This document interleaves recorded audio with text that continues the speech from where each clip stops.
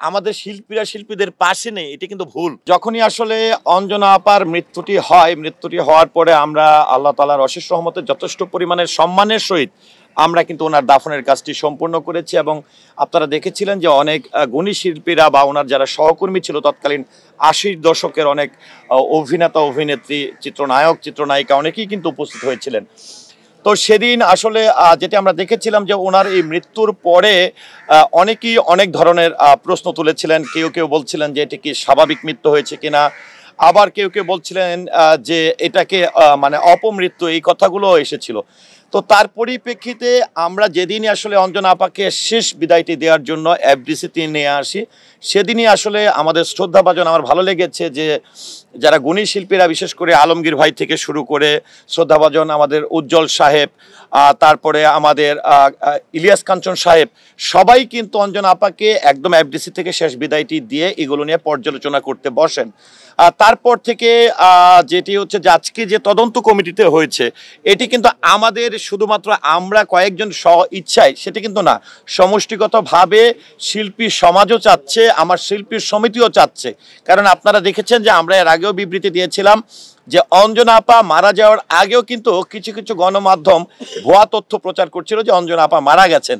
তখন আমিও নিশ্চিত করেছিলাম যে যে কোনো মৃত্যুর সংবাদ হলে অবশ্যই তিনি একজন সম্মানিত শিল্পী, একজন কিংবদন্তি অভিনেত্রী এবং আমাদের শিল্পী সমিতির যিনি ক্যাবিনেটে ছিলেন অনেকবার, সে প্রেক্ষাপটে অবগত করব। তো এইভাবে কিন্তু এই জায়গা থেকে এসে আমরা কিন্তু বরাবরই আপনাদেরকে সব কিছু ওপেনলি বলার চেষ্টা করেছি। তো যেহেতু একদমই যেদিন শেষ বিদায়টি দেই সেদিন অনেক সিনিয়র আর্টিস্টরা এসে এই বিষয়টার সঙ্গে যুক্ত হয়েছেন, এবং যখন এই প্রশ্নগুলো উঠেছে তখন কিন্তু সিনিয়ররা মিলেই, আপনারা জানেন যে এই যে জানুয়ারি মাস, এই জানুয়ারি মাসে কিন্তু অঞ্জনা আপা সহ টোটাল আমাদের ২৬ জন, এই মাসে যদি ২০২৫-এর কথা বলতে চাই, শ্রদ্ধাভাজন কিংবদন্তি অভিনেতা প্রবীণ মিত্র অর্থাৎ মোহাম্মদ হাসান ইমাম দাদা, তারপরে অঞ্জনা ম্যাডাম সহ ২৬ জন পরলোক গমন করেছেন। এবং সেই প্রেক্ষাপটে আমরা প্রতি বছরের প্রতি মাসে কিন্তু শিল্পী সমিতিতে একটা মিলাদের আয়োজন আমরা করে থাকি, সবার আত্মার শান্তি কামনা করে, দোয়া প্রার্থনা করে। তো সেদিন আমরা মিলাদ সম্পূর্ণ করে আমরা সেখানে প্রবীরদার যারা আত্মীয় স্বজন, পরিবার পরিজন, অঞ্জনাদিরও পরিবার পরিজন, যেহেতু আমরা জানি রঞ্জনাদি ওনার বোন, ওনাকেও আমরা আমন্ত্রণ জানিয়েছি। কারণ মনে হয়েছিল যেহেতু ওনাকে নিয়ে বিভিন্ন অ্যাঙ্গেল থেকে কিছু আলোচনা হচ্ছিল, সেখানে যেহেতু পরিবার থেকে কেউ আসছে নাই, এটি কিন্তু আমাদের সম্মানিত সিনিয়র ভাইস প্রেসিডেন্ট মহোদয় থেকে শুরু করে প্রেসিডেন্ট এবং অন্যান্য যারা ছিলেন তারা সবাই কিন্তু ওনার পরিবারের সঙ্গে যোগাযোগ করেছে। যেহেতু বিভিন্ন অ্যাঙ্গেল থেকে আলোচনা আসছিল যে আসলে ওনার মৃত্যুটা কিভাবে হয়েছে, অনেক ধরনের প্রশ্ন করেছে, সেখানে রঞ্জনা দিয়ে এসেছিল এবং রঞ্জনা দি সহ আমাদের কিন্তু এখানে পর্যালোচনা হয়। এবং সেখানে একজন আইন শৃঙ্খলা বাহিনীর গুরুত্বপূর্ণ একজন ব্যক্তি ছিলেন, যিনি একদম সে শুরু থেকে এখন পর্যন্ত সার্বক্ষণিক আমাদের সঙ্গে ইনভেস্টিগেশনে কাজ করছেন। যেহেতু আমরা সংগঠনের লোক, অভিনয় শিল্পী, সেখানে তো আইনের লোকের অবশ্যই প্রয়োজন, কারণ ওনাদের চেয়ে তো আমরা বেশি বুঝি না। সেখানে আইনি সহায়তাটাও কিন্তু আমরা নেওয়ার চেষ্টা করছি। তার মানে অঞ্জনা আপার ব্যাপারে আমরা বরাবরই সিরিয়াস, বাংলাদেশ চলচ্চিত্র শিল্পী সমিতি। সেই প্রেক্ষাপটে আজকেও কিন্তু আমাদের আইন শৃঙ্খলা বাহিনীর যিনি ইনভেস্টিগেশনে কাজ করছেন, তিনি আজকেও কিন্তু এসেছে। তো সেদিন চঞ্চলা অঞ্জনাদির পরিবারের ওনার বোন, আমাদের বাংলা চলচ্চিত্রের জনপ্রিয় কিংবদন্তি অভিনেতা আলমগীর সাহেব এবং আরও যারা আমাদের কমিটি যারা ছিলেন, তাদের উপস্থিতিতে ডিএ তায়েব ভাইকে অর্থাৎ সিনিয়র ভাইস প্রেসিডেন্ট মহোদয়কে প্রধান করে একটি কমিটি করা হয়। সেই কমিটিতে এখন অনেকে কিন্তু প্রশ্ন তুলেছেন যে শিয়ালের হাতে কি আমরা মুরগি বাগে দিলাম কিনা। এখানে একটি বিষয় হচ্ছে, যেহেতু অঞ্জনা আপা নিজের ব্লাডের বা পরিবারের কারোর সঙ্গে বসবাস করতেন না, আজকে কি হয়, যখন একটি মানুষ, আজকে আমি যদি মারা যাই, আমার মা আমার সঙ্গে থাকে, আমার স্ত্রী আমার সঙ্গে থাকে, আত্মীয় পরিজন যারা ব্লাডের আছেন তারা কিন্তু থাকে, তারা কিন্তু তথ্য দিবে। কিন্তু অঞ্জনা আপার কিন্তু আজকে রঞ্জনা দিয়ে এসছে, কিন্তু রঞ্জনাদির সঙ্গে অঞ্জনা আপারও আলাদা থাকেন, অর্থাৎ অঞ্জনা আপার রক্তের কেউ ওনার সঙ্গে থাকতেন না। সেই ক্ষেত্রে অনেকে প্রশ্ন তুলেছেন যে যেহেতু ওনার মৃত্যু নিয়ে অনেক ধরনের বিভ্রান্তিকর বা অনেক ধরনের, জানি না কারো কাছে, অনেকে আবার কিন্তু বিভিন্ন গণমাধ্যমে আপনাদের মাধ্যমে ওরা বক্তব্য দিচ্ছে যার যার মতন করে, যেটা এই হয়েছে আমি শুনেছিলাম মেরেছিল, এ বলেছে খাবার দেয়নি, আমাকে বলেছে গরুর মাংস রান্না নিয়ে হয়েছে। কিন্তু সমষ্টিগতভাবে আসলে ইনভেস্টিগেশন যে বিষয়টি, এটা আপনারা জানেন যে আজকে আমরা তো ছোট্ট পরিসরের একটা সংগঠন, বাংলাদেশের বড় বড় রাষ্ট্রীয় বিভিন্ন যখন কোনো বিষয় ইনভেস্টিগেশন হয় তখন কিন্তু তদন্তের স্বার্থে অনেক কিছুই গোপন রাখা হয়। আর দ্বিতীয়ত হচ্ছে শিয়ালের হাতে মুরগি বাগির যে বিষয়টি রয়েছে, এটি যদি একটু বলতে চাই যে এখানে অঞ্জনা আপার আসলে মনি যে ছেলেটি, পালিত যে ছেলেটি, সে কিন্তু এই বাসায় বসবাস করেন এবং ড্রাইভার একই বাসায় বসবাস করতেন। আর ওনার যে মেয়ের জামাই রয়েছেন তিনি কিন্তু এখানে যেটি বনশ্রীতে বসবাস করেন, আর অঞ্জনা আপা বসবাস করতেন হচ্ছে নিকেতনে। অর্থাৎ অঞ্জনা আপার বোন যেদিন আমাদের সঙ্গে এসে বসেন এই মিলাদের দিন, তিনি কিন্তু একটি বিষয় অঞ্জনা আপার মৃত্যুর বিষয়টি নিয়ে ওনার মুখে তেমন কোনো প্রশ্নের মানে আমরা পাইনি, কিন্তু উনি স্থাবর অস্থাবর বিষয়টি জানার চেষ্টা করেছেন। এটি কিন্তু উনি করেছেন যে আসলে আমার বোন কি রেখে গেছেন। তো স্বাভাবিকভাবে যখন আমরা আমাদের কোনো শিল্পীকে হারাবো কিংবা সহকর্মীকে হারাবো, প্রথমে আমরা প্রায়োরিটি দিব তার পরিবার কি চায়, আমরা পরিবারকে কিভাবে সহযোগিতা করতে পারি। যিনি মারা গেছেন তাকে তো আসলে সহযোগিতার বলতে তাকে শেষ শ্রদ্ধাটা আসলে কিভাবে জানিয়েছি সেটি আপনারা নিজেরাই সাক্ষী আছেন, যে যতটুকু সম্মান দেওয়ার দরকার সেই সম্মান দিয়েই কিন্তু আমরা ওনাকে শেষ বিদায়টি দিয়েছি। কিন্তু পরিবার থেকে এসে যখনই আসলে তারা জানতে চেয়েছেন যে উত্তরাধিকার সূত্রে বা অঞ্জনার আসলে কি স্থাবর অস্থাবর আছে, সেই প্রেক্ষিতে আমাদের সম্মানিত সিনিয়র ভাইস প্রেসিডেন্ট খুবই গুরুত্ব সহকারে উনি 3 দিনের মধ্যে প্রত্যেক আমরা যারা মেম্বার হয়েছি প্রত্যেকের সঙ্গে সমন্বয় করে তিনি কিন্তু এই যে তদন্তের ভারটি দিয়েছেন কামরুল ইসলাম রিপন। কারণ যখন আমি আপনার নাম জিজ্ঞেস করব, আপনি সত্য বলেছেন না মিথ্যা বলেছেন এটির প্রমাণ হবে আপনার মুখ থেকে শোনার পর। সেই প্রেক্ষাপটে আমরা চেষ্টা করেছি, তাদের কাছ থেকে জানার চেষ্টা করেছি আসলে অঞ্জনা আপা কি রেখে গেছেন, কি আছে না আছে। এরপর যেটি বলছিলাম যে এখানে বিপ্লব শরীফ ভাই আছেন, অনেকের কাছে কিন্তু আমাদের হোয়াটসঅ্যাপের মাধ্যমে আমাদের সিনিয়র ভাইস প্রেসিডেন্ট মহোদয়ের কাছে, আলমগীর সাহেবের কাছে, অনেকের কাছেই অনেক তথ্য চলে এসছে। এখন যেটি হচ্ছে আমি এই যে রিপোর্টটি যেটি এসছে এই রিপোর্টটি নিয়ে আমরা তো হচ্ছে ইনভেস্টিগেশন কমিটি, তদন্ত কমিটি, কিন্তু তদন্ত কমিটি উপরে কিন্তু একটি জায়গা থাকে যেটি হচ্ছে যাদেরকে আমরা সাবমিট করব। অর্থাৎ আজকে যাদেরকে দেখছেন তাদের সঙ্গে আরও যুক্ত হবে যারা এর পিছনে কাজ করছেন, যারা মুরব্বীরা আছেন।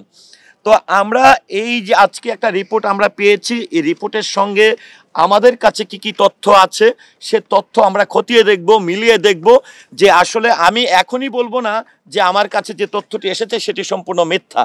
এখন আমাকে খতিয়ে দেখতে হবে আমি যেই শিয়ালকে দায়িত্ব দিয়েছি সেই শিয়াল মুরগি খেয়ে ফেলেছে নাকি মুরগিকে বাঁচিয়ে রেখেছে।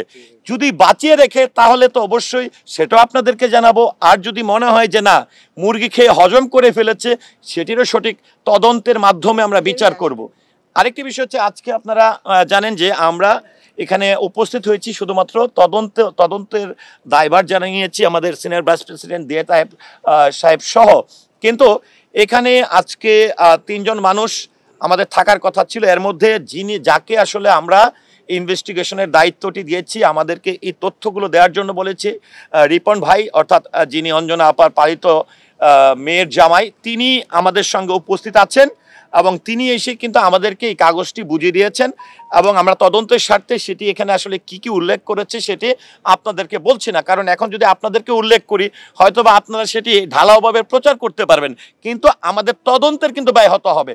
সো আপনারা যেহেতু শুরু থেকে আমাদের সহযোগিতা করছেন আমরা এটা হাইড রাখলাম। অন্যদিকে যেটি অনেকেই প্রশ্ন উঠাচ্ছেন, হয়তো আমাকে প্রশ্ন করবেন, আমি উত্তর দিয়ে দিচ্ছি যে যাদেরকে আসলে যাদের উপর মানে অভিযোগ করা হচ্ছে, মনি যিনি পালিত ছেলে আবার ড্রাইভার, তারা কেন উপস্থিত নাই এটির জন্য যদি বলি যে আমরা আদালতের আমরা হচ্ছে জাস্টিস বা আমরা হচ্ছে এটি নিয়ে একটি সমন্বয় করছি। এখন আসামি যদি না আসে নিশ্চয়ই আসামিরা কিন্তু জবাবদিহিতা করতে হবে।